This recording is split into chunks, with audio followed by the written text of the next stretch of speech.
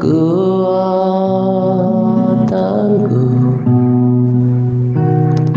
ku dapat jalani hidupku tanpa Tuhan yang di sampingku. Ku tak mampu sendiri,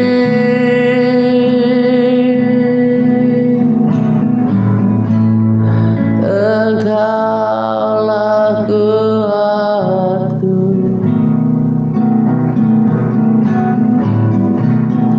Yang menopangku, ku pandang wajah-Mu dan berseru, pertolonganku datang dari-Mu. Peganglah tanganku, jangan lepaskan. Kaulah harapan dalam hidupku.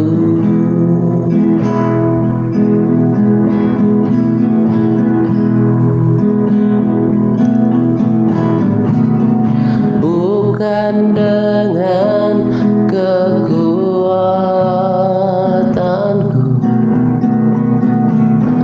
ku dapat jalani hidupku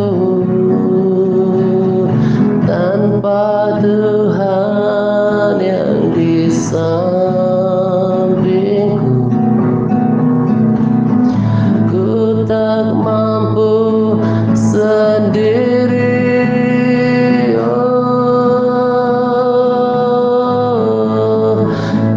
Engkaulah kuatku.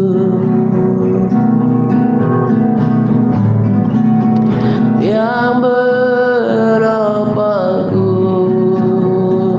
ku pandang wajah-Mu dan berseru, pertolonganku datang dari-Mu. Peganglah tanganku, jangan lepaskan. Kaulah harapan dalam hidupku. Ku pandang wajah-Mu dan berseru, pertolonganku datang dari-Mu. Peganglah tanganku, jangan lepaskan. Kaulah harapan dalam hidupku. Ku pandang wajah-Mu dan berseru, pertolonganku hanya pada-Mu. Peganglah tanganku,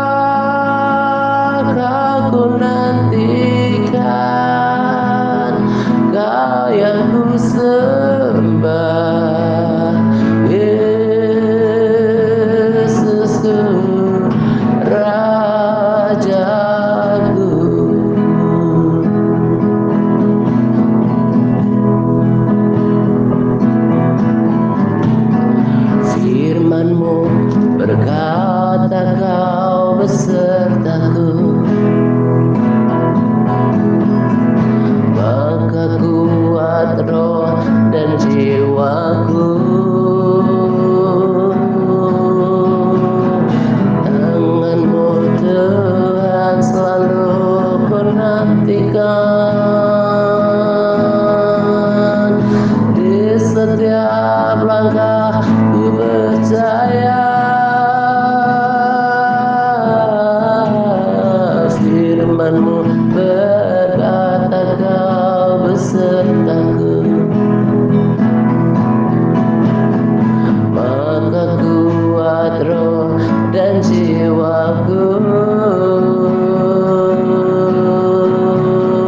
Tangan-Mu Tuhan selalu ku nantikan. Di setiap langkah ku percaya, dengan sayap-Mu ku akan terbang tinggi di tengah badai hidup. Ku tak menyerah, Kau kekuatan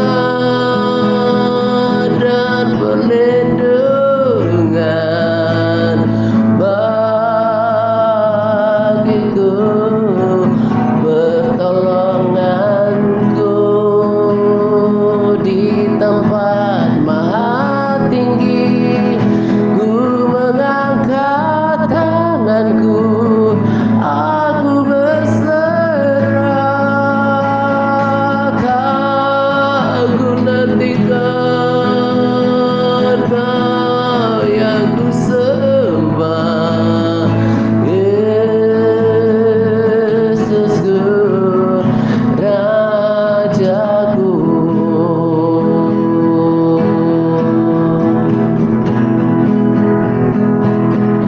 Dengan sayap-Mu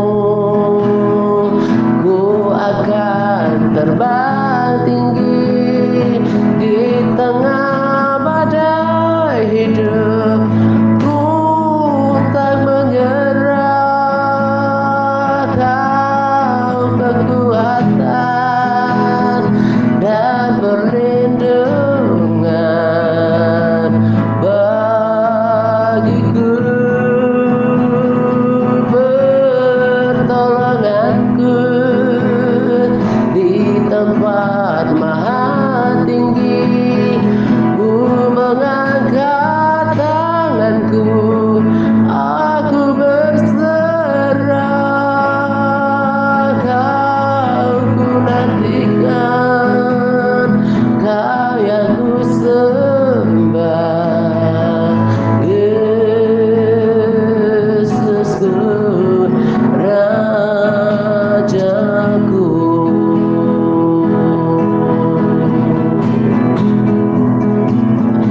Kau ku nantikan,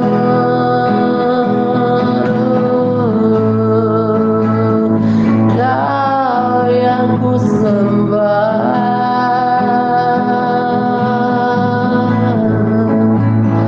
Kau ku nantikan, Kau yang ku sembah, Yesusku, Rajaku.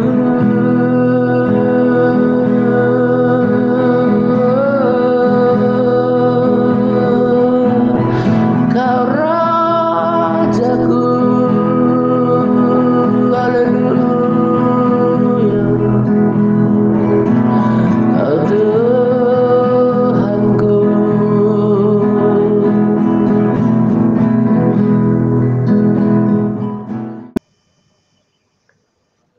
Shalom semuanya. Salam damai sejahtera untuk kita sekalian. Pada kesempatan ini saya akan berbagi sharing yang cukup ringan, menambah pengetahuan kita, namun kiranya menjadi motivasi untuk kita dalam menjalankan kekristenan kita ke depan. Sebetulnya materi untuk RSSP kali ini datang dari chat saudara-saudara yang ada di Big Internet Group bersama dengan para sahabat, setia gitu ya. Nah, ketika ada salah seorang bertanya tentang, eee, nasib, eee, beberapa oknum hamba Tuhan yang meninggal karena Covid gitu ya. Ada, pertanyaan, lalu ada pertanyaan salah seorang saudara di sana, lalu, Bu Anti coba menjelaskan gitu ya, dan pada respon saya, eee, sampaikan bahwa saya akan nanti sekaligus merangkumnya dalam sebuah rekaman gitu.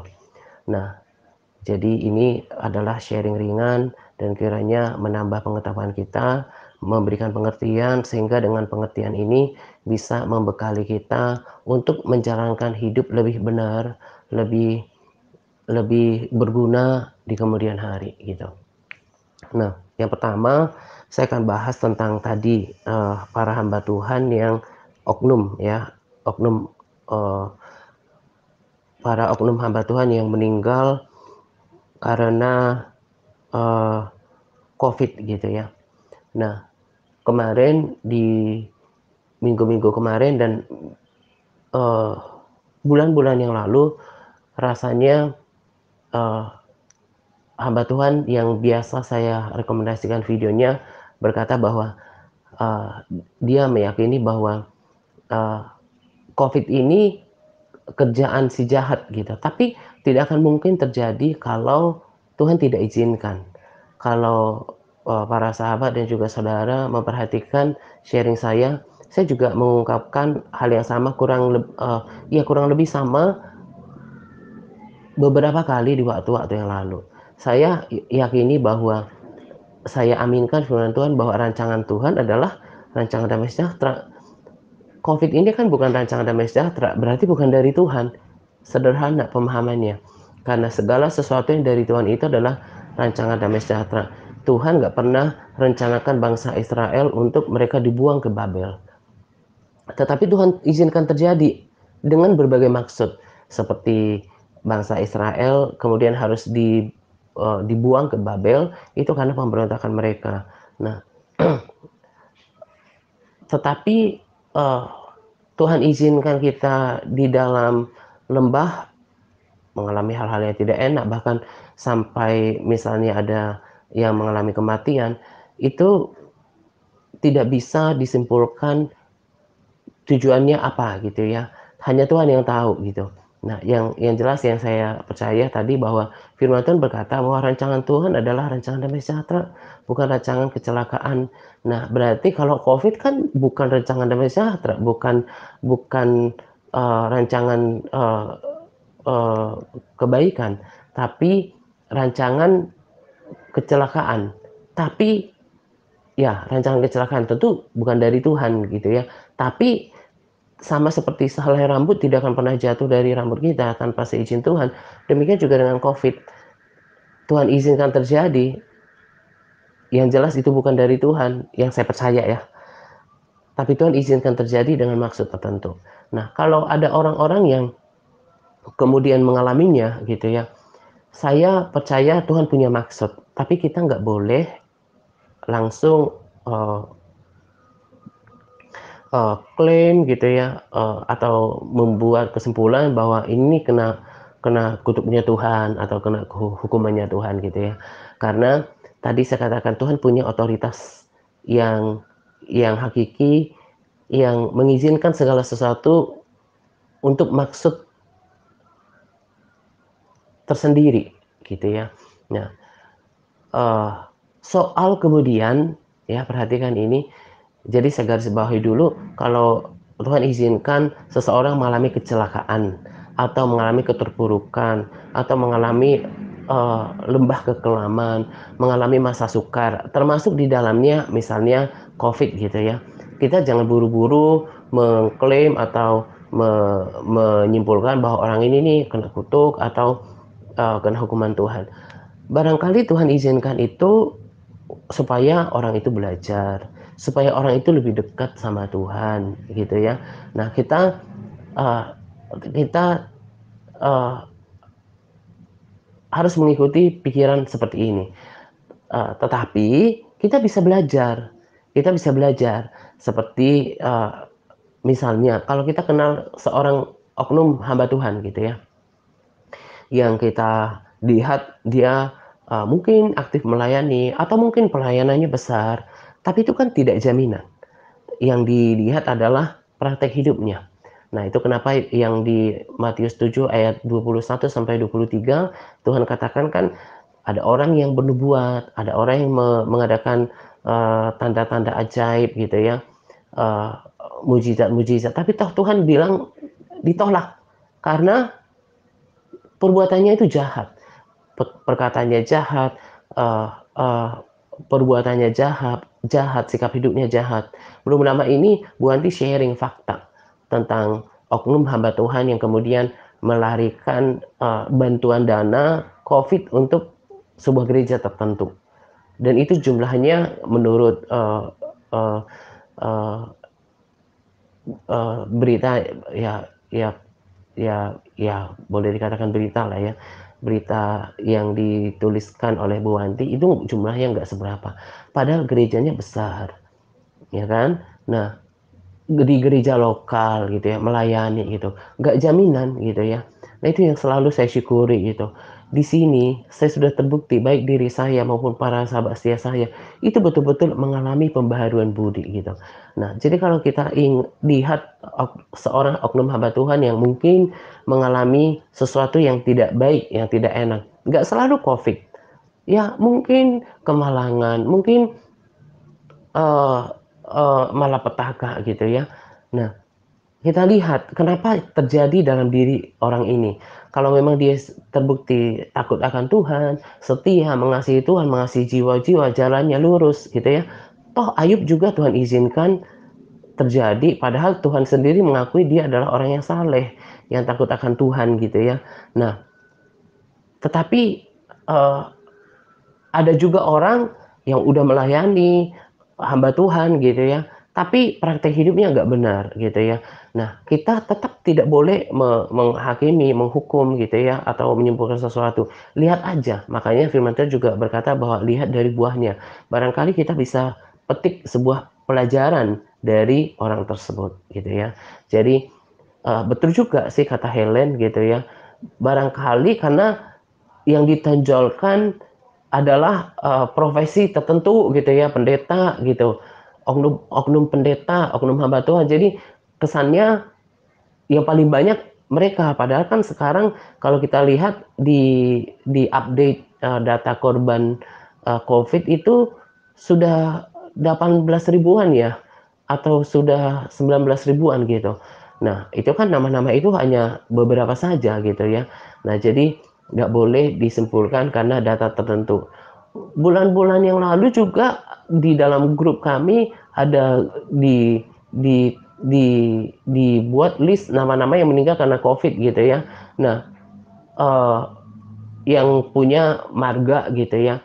Nah, jadi langsung orang, judge, "Oh ini nih orang-orang ini nih," gitu ya, "orang suku ini nih," gitu. Nggak boleh juga. Padahal mungkin karena dalam list itu ditonjolkan nama itu gitu ya.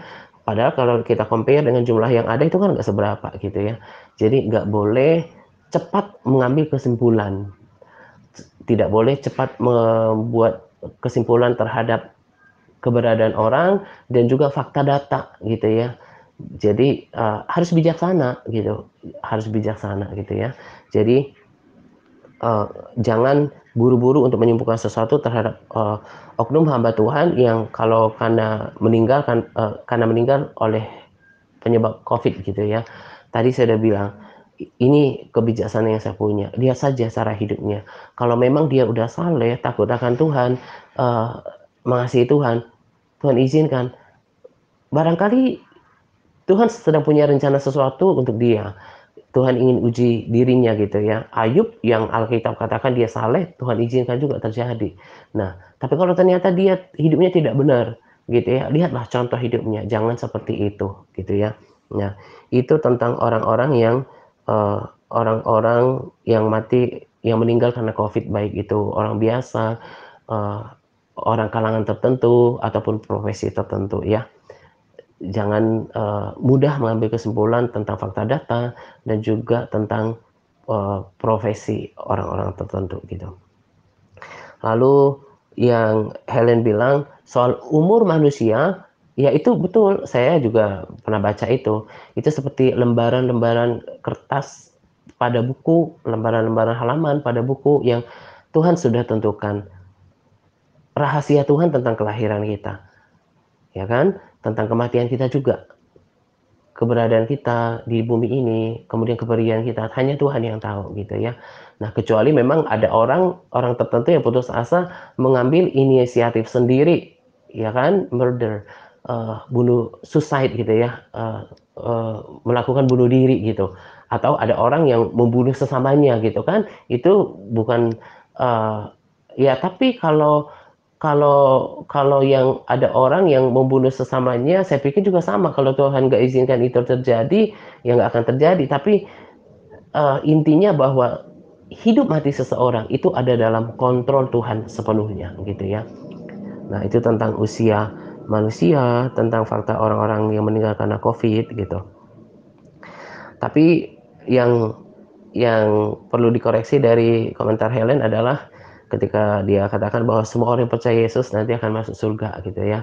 Nah, kita bisa maklumi karena Helen kan masih baru ya. Ya tentu masih kategori anak bawang dibanding dengan bibinya Pastor Wanti gitu ya. Yang udah lulus baca Alkitab, yang udah ngerti. Tapi kemarin juga Bu Andi sudah kasih tahu. Entah itu orang biasa, entah itu pendeta, jabatan pendeta itu nggak jaminan. Semua kita itu sama di hadapan Tuhan.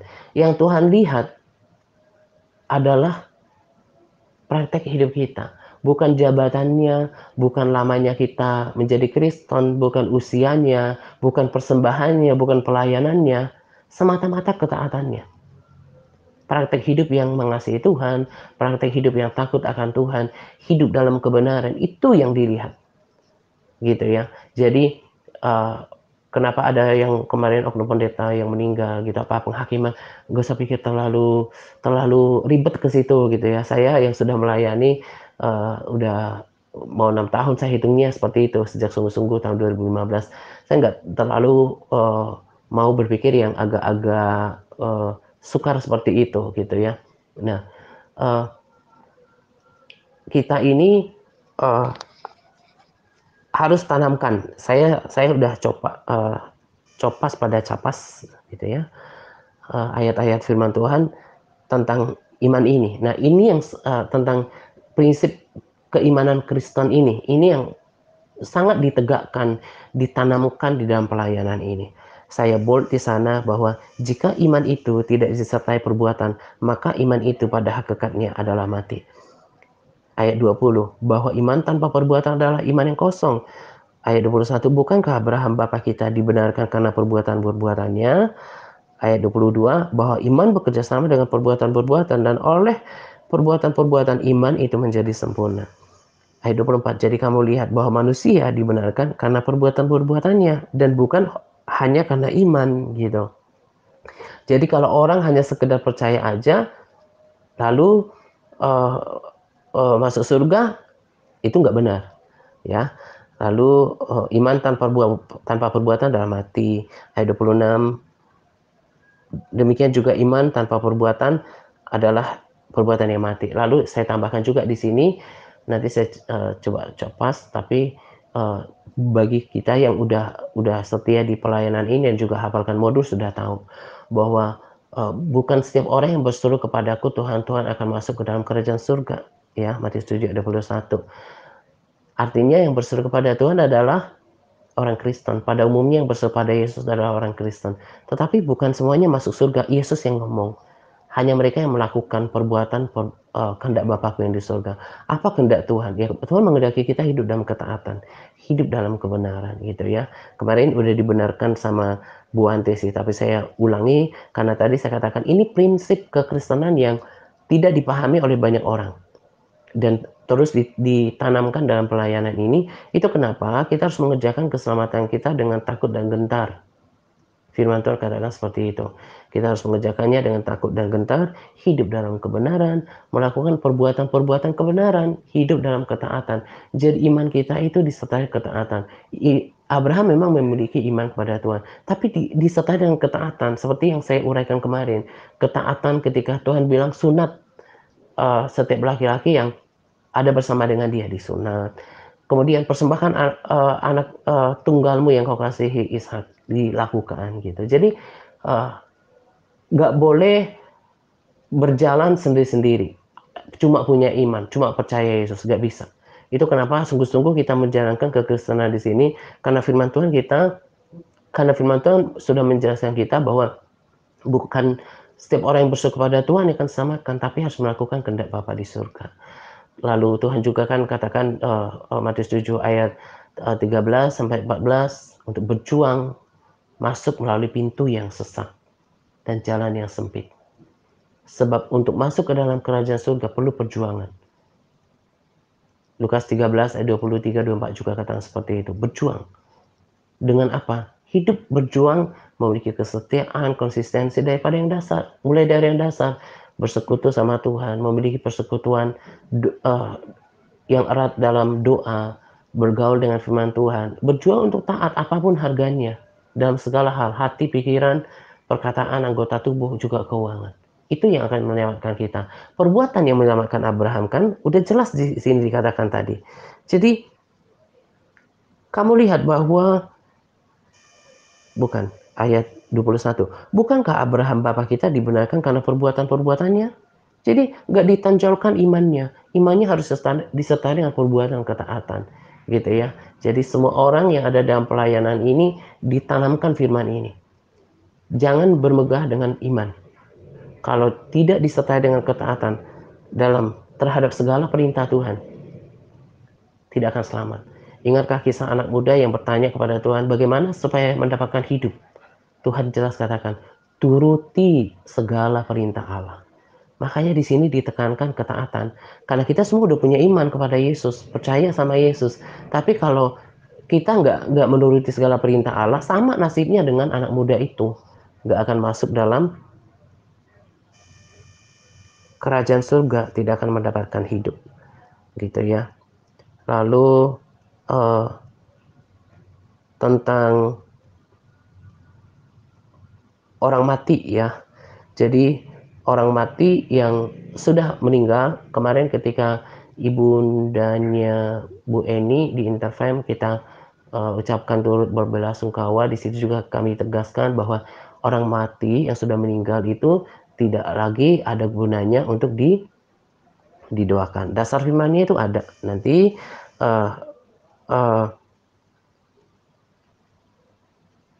kita semua bisa baca pada capture yang saya bagi, dan juga saya copas juga pada capas di Lukas 16 ayat 22. Kemudian matilah orang miskin itu, lalu dibawa malaikat-malaikat ke pangkuan Abraham, yaitu Firdaus. Lalu ayat 23, orang kaya itu juga mati, lalu dikubur, dan sementara ia menderita sengsara di alam maut, itu Hades, ia memandang ke atas dan dari jauh dilihatnya Abraham. Jadi ketika seseorang mati, ya, lihat nanti di Pengkhotbah 12 ayat 7, dan debu kembali menjadi tanah. Kita kan dari debu, berasal dari debu, akan kembali menjadi debu. Dan roh kembali kepada Allah. Kita terdiri dari 3 unsur, roh, jiwa, dan tubuh. Ketika seseorang mati, roh dan jiwanya terpisah daripada tubuh, tubuh akan kembali ke tanah, roh kembali kepada pemilik roh, yaitu Allah. Jiwa itu akan dikirim ke 2 tempat kekekalan sementara, yaitu Firdaus, yaitu pangkuan Abraham.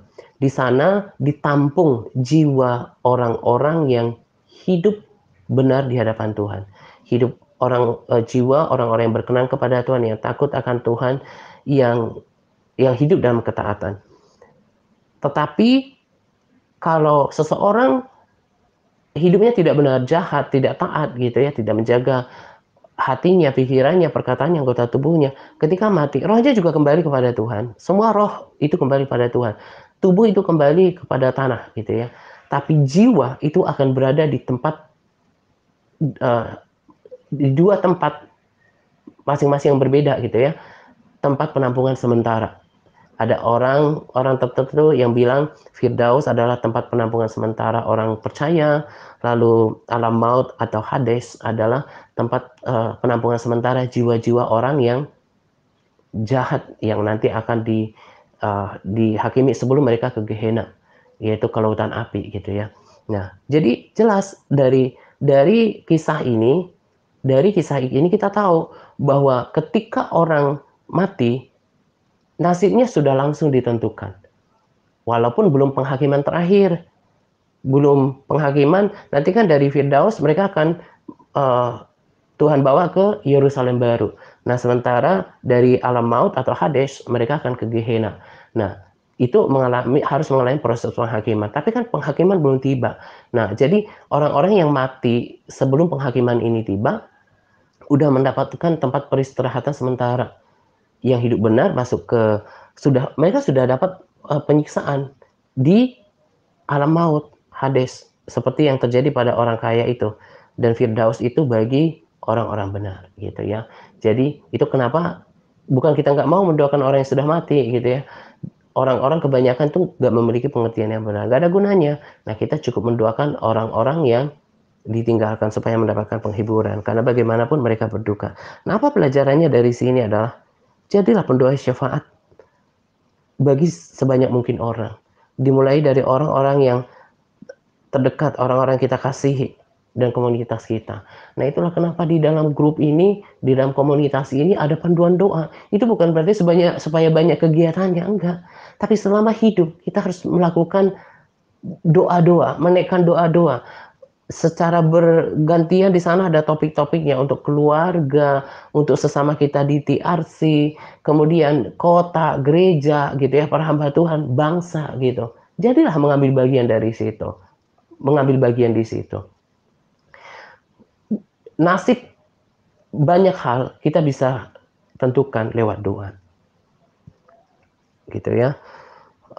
Jadilah orang yang berdoa. Lalu uh, Lalu tentang itu, orang yang koma, ya, itu masih bisa didoakan nggak? Masih. Selama koma itu kan dalam pemahaman saya kan belum titik kan. Jadi roh, jiwa, tubuhnya belum terpisah. Hanya tubuhnya yang lemah. Tubuhnya yang nggak bisa merespon. Ya kan? Tapi rohnya masih bersama dengan dia, belum terpisah. Jiwanya masih belum terpisah.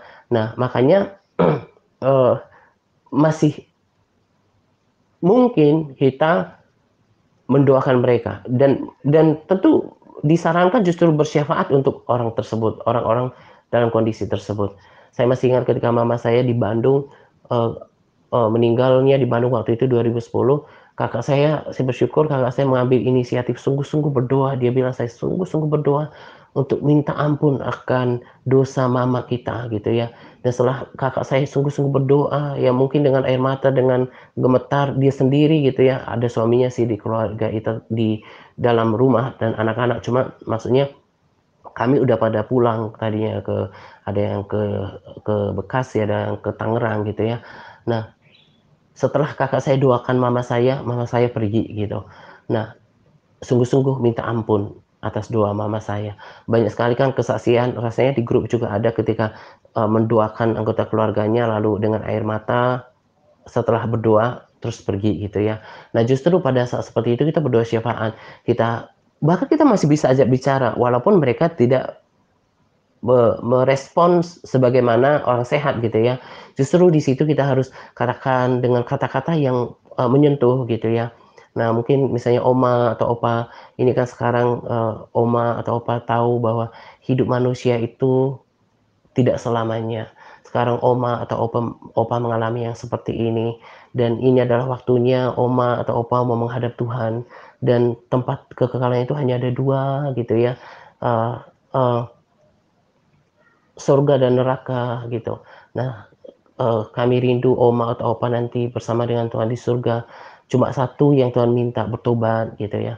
Nah, oma atau opa ingat-ingat hal-hal yang terjadi di masa lalu, walaupun nggak bisa berdoa seperti layaknya orang sehat, di dalam hati Tuhan ngerti. Lalu kemudian ikuti ya oma atau opa, doa saya di dalam hati untuk minta ampun gitu ya. Kita sungguh-sungguh dengan haru berdoa, bersyafaat untuk dia, minta ampun kepada Tuhan. Ya kan banyak kejadian akhirnya menangis gitu kan, hanya respons air mata yang bisa akhirnya mereka pergi. Nah yang seperti ini saya yakin mereka akan bersama dengan Tuhan, karena ada orang yang bersyafaat buat dia gitu ya.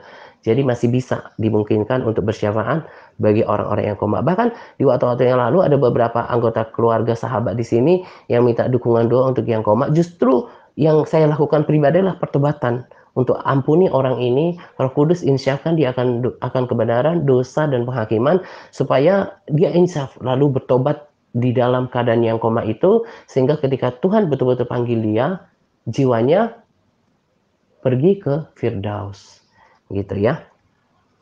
Nah, yang terakhir rasanya di sana kemarin membahas tentang vaksin gitu ya. Jadi, ketika kemarin saya ada share kepada, eee, di intercessor, saya katakan kalau saya itu, eee, hidupnya itu simple. Ada lagu bahwa, oh Jesus, your presence is heaven to me." Hadiratmu itu seperti surga. Lalu, hatiku tenang berada dekatmu. Kalau kita dekat sama Tuhan, kalau kita akrab sama Tuhan, kita nggak perlu yang kayak panik, yang kayak bingung gitu ya. Termasuk dengan, kabar, seperti lagu katakan kabar, sana sini menggembarkan gitu ya. Itu tidak membuat kita menjadi ikutan suasana gitu. Karena kan kita punya persekutuan sama Tuhan gitu. Tuhan bisa memberikan kita pengertian, memberikan kita ketenangan. Saya bukan berarti anti dengan berita-berita vaksin di luar sana gitu ya. Tapi jangan terlalu jauh, eee, menjadi orang yang, mudah goyah dengan itu semua. Diikutin boleh gitu ya, tapi jangan menjadi orang yang panikan. Buat saya, ini mungkin sedikit pedas, tapi ini harus menjadi motivasi buat saudara yang baru bergabung gitu ya. Saya maklumi karena kualitas persekutuan kebanyakan daripada saudara itu masih minim dengan Tuhan. Orang yang dekat dengan Tuhan itu hatinya tenang, nggak mudah, merasa kok, terombang-ambing, panik gitu ya, "Oh gimana dengan ini?" segala macam. Berdoa, tanya Roh Kudus, tanya Tuhan gitu ya. Jadi kelihatan kualitas persekutuannya sama Tuhan itu kelihatan dari responsnya terhadap banyak hal di dunia ini. Saya juga bukan menjadi orang yang munafik, nggak punya rasa, was-was atau, respons terhadap apa yang terjadi, tapi nggak berlebihan gitu ya. Nah, bagi saya bergaul dengan firman Tuhan itu jauh lebih penting. Merenungkan firman, menghafal modul, memuji menyembah Tuhan, berpuasa, mempersiapkan pelayanan, itu jauh lebih penting gitu. Nah, orang-orang yang seperti ini biasanya kebanyakan ngikutin video-video di luar sana, entah itu ngakunya oknum hamba Tuhan, bahas-bahas vaksin, apa segala macam gitu ya, ngikutin terus gitu. Padahal tadi saya udah bilang, kalau kita menghabiskan waktu yang yang yang tepat, yang proporsional dengan Tuhan, itu kita nggak bimbang, sama sekali nggak bimbang. Demikian juga dengan terjadi Covid atau vaksin, nggak panikan gitu. Jangan terlalu mudah percaya dengan ada oknum hamba Tuhan, sekalipun namanya ternama atau kemudian pelayanan yang besar, itu nggak jaminan.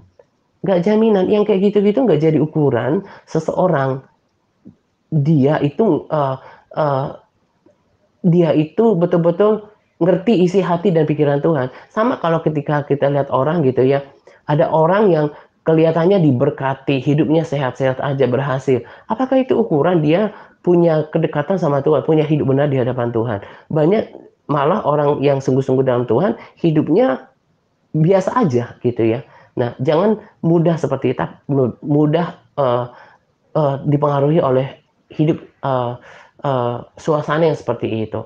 Kalau kita punya kedekatan sama Tuhan, kita bisa tenang, kita bisa mengerti, karena Tuhan bisa membuat kita mengerti. Nah, karena itu ke depan, belajar untuk menghabiskan waktu sama Tuhan lebih banyak. Boleh dengarkan semuanya, tapi nggak usah panikan. Saya nggak pernah panik tentang Covid. Saya bilang, kalau Tuhan izinkan ini terjadi, Kalau sampai itu terjadi pada saya, berarti Tuhan izinkan. Mungkin saya harus belajar ada koreksi diri atau apa.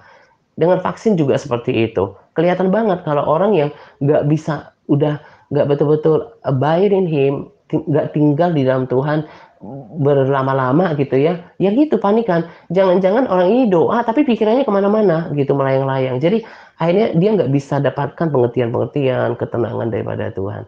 Tadi saya katakan kelihatannya pedas, tapi ini harus menjadi motivasi untuk orang-orang di antara kita ke depan gitu. Kelihatan dari respon-respon terhadap apa yang terjadi itu kelihatan, siapa yang dekat sama Tuhan, siapa yang enggak, gitu, ya.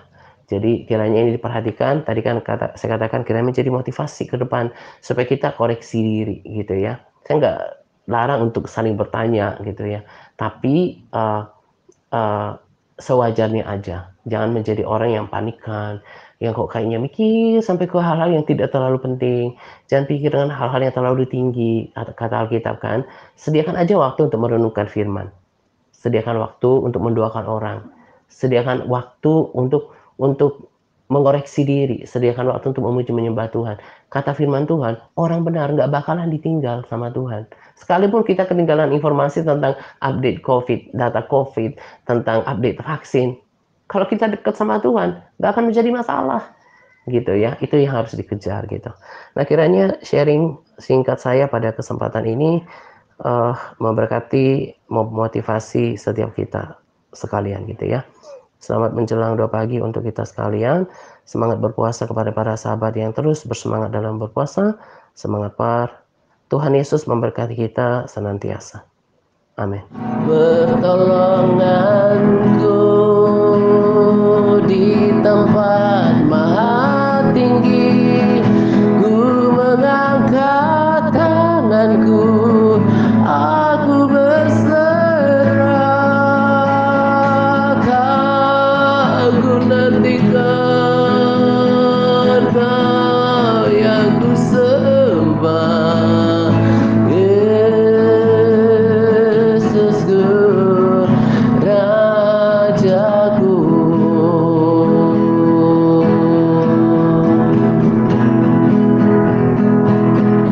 Dengan sayapmu ku akan terbang